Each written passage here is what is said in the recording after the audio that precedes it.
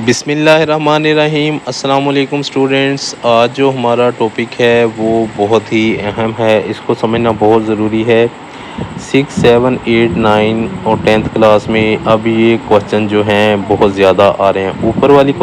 ऊपर वाले जो हैं एजुकेशन का सिस्टम, उसमें भी आप लोगों को ये क्वेश्चन देखने को मिलेंगे हायर क्लासेस में। लेकिन अभी इन क्वेश्चनों को समझने के लिए आप लोगों को डेफिनेशंस का क्लियर होना बहुत ज़रूरी है, बेसिक कंसेप्ट्स का पता होना चाहिए। तो मैं बात कर रहा हूँ सेट की। आपने सर्च भी यही किया होगा क्योंकि आप लोगों को इस चीज़ की ज़रूरत है। तो स्टार्ट करते हैं।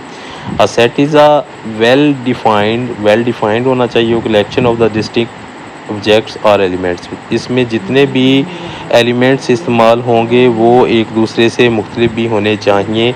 और वेल डिफाइंड का मतलब कि उनको ब्रैकेट की फॉर्म में लिखा जा सकता हो, उनकी समझ आ रही हो। एग्जांपल के तौर पर अगर देखें, set of vowels in English A, E, I, O, U, तो ये वावल्स का सेट होगा। Set of natural number less than 5 लिखेंगे तो B इक्वल टू क्या लिखेंगे 1, 2, 3, 4, 5 इसमें शामिल नहीं होगा।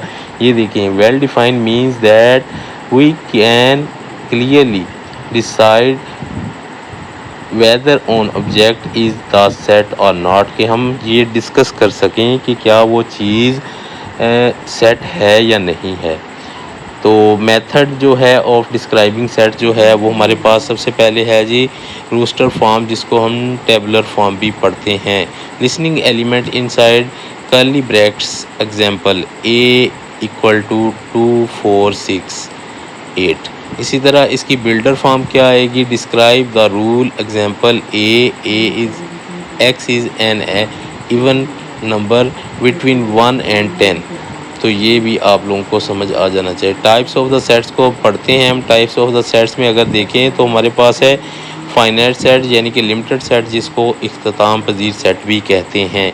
तो हमारे पास ये आ गया, ठीक है। लिमिटेड सेट में 2, 4, 6 या इसके अलावा और भी एग्जांपल। इनफाइनाइट में अनलिमिटेड होगा, मतलब कि डॉट आगे डॉटर पॉइंट लगे होंगे कि ये पता नहीं वैल्यू कहाँ तक चली है। नल सेट में ज़ाहिर सी बात है कोई एलिमेंट भी शामिल नहीं होगा या उसको सही तरह से डिस्क्राइब ना किया गया। स्केलेटन सेट से मुराद कि ऐसा सेट जिसमें एक एलिमेंट मौजूद हो।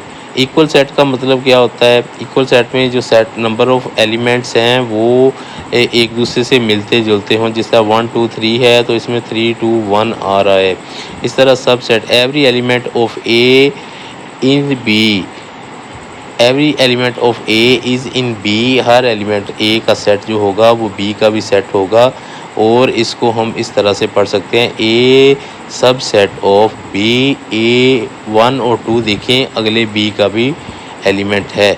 इसी तरह आगे हम चलते हैं तो universal set contain all the element under the discussions, यानी कि इसमें तमाम सेट जो भी हम अपने पास से लेंगे तो यूनिवर्सल सेट के अंदर वो सारे एलिमेंट्स रुकन जो होंगे वो मौजूद होंगे।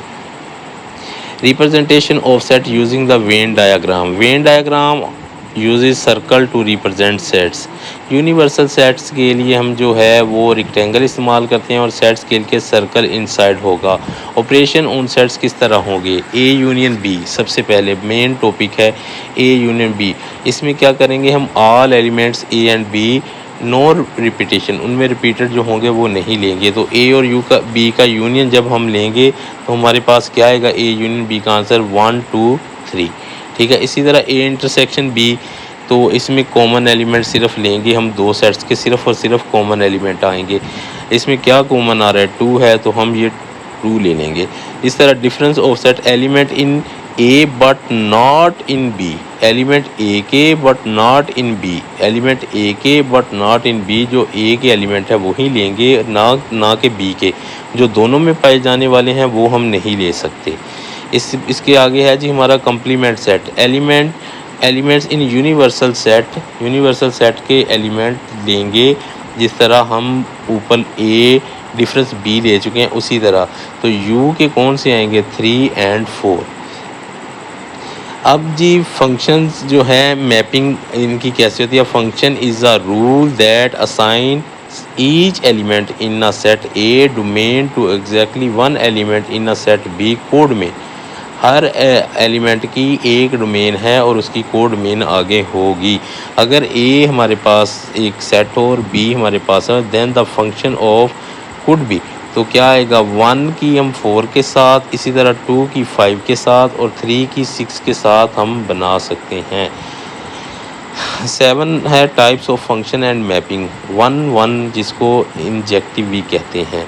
Each element of domain map to different element in कोड में, ठीक है।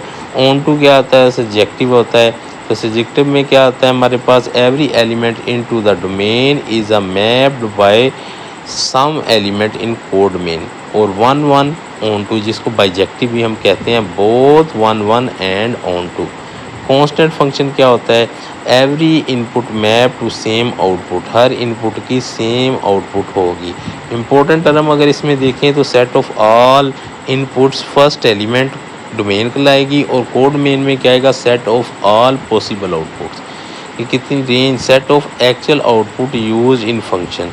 तो प्रैक्टिस के तौर पर अगर हम क्वेश्चन को देखें तो हम कोई भी क्वेश्चन अपने पास से ले सकते हैं। अगर आप लोगों को हमारी ये वीडियो मेथड तरीकाकार अच्छा लगा तो आप लोगों ने कर देना हमारे चैनल को सब्सक्राइब।